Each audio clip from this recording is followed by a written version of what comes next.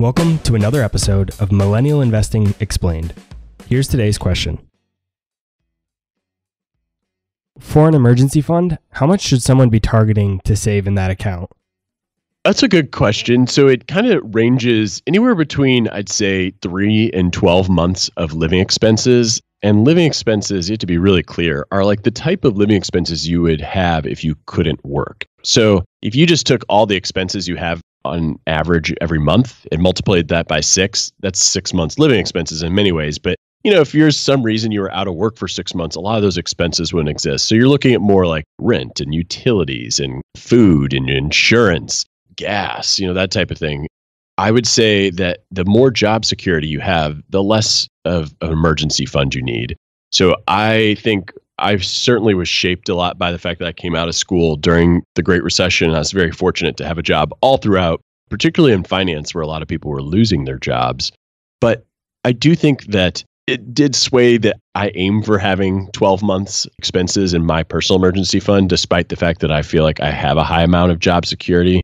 But if you're doing freelance work, you need more of a cushion. If you're a tenured professor or a doctor whose income is relatively recession-proof, you probably don't need as much. I feel like there's also some amount of psychology involved with what helps you sleep at night. But I do think as I'm talking about these big numbers, these 6 months, 12 months living expenses, and I'm freaking out your listeners, it's important to realize that these things aren't built overnight. An emergency fund is something that happens incrementally. And I know my emergency fund started out with me putting $25 a paycheck into an online bank, which really is not that much. And once I realized every 6 months or so, I was bumping it up by another $25, then maybe by another $50, bumping it up by amounts I wouldn't really notice and making sure those contributions were automatic. And what happens over time is compound interest takes over and a saving habit, amounts to something. Doesn't seem like a lot at the beginning, but ultimately grows to something pretty reasonable over time. And if you are trying to reach that certain threshold of a certain size emergency fund, you can use windfalls like a tax return or an inheritance, which usually means somebody has passed, which is not great, but it is a windfall, or a bonus. That's the way that perhaps you can accelerate your path towards building a healthy sized emergency fund beyond just the recurring savings.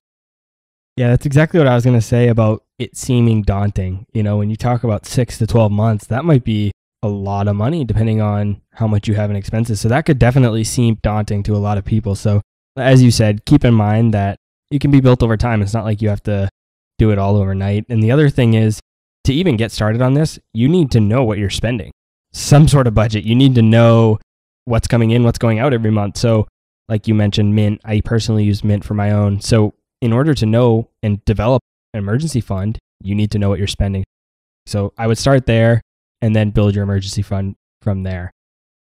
Yeah, even if you don't want to budget and you download Mint and you get like 1 year's worth of data, we'll take your 1 year spend, divide it by 12, and there you go. That's what you spend every month. You'd be like, well, I had this like one-time thing in this month and these gifts this month. You're like, well, no, there's always these one-time things.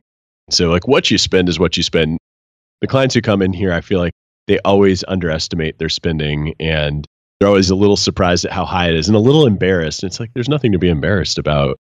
But when you're saving for something like an emergency fund, these savings rates, and, I mentioned in our conversation before the show, I have 2 small kids and they, a lot of people, particularly millennials, are starting to ask, well, how do I like financially prepare for children?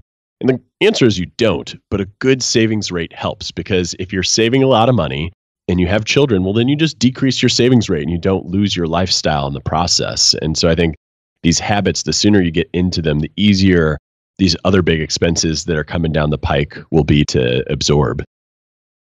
That's all for this episode of Millennial Investing Explained. Be sure to follow me on Instagram, Twitter, and Facebook, or subscribe to our YouTube channel to get even more free content.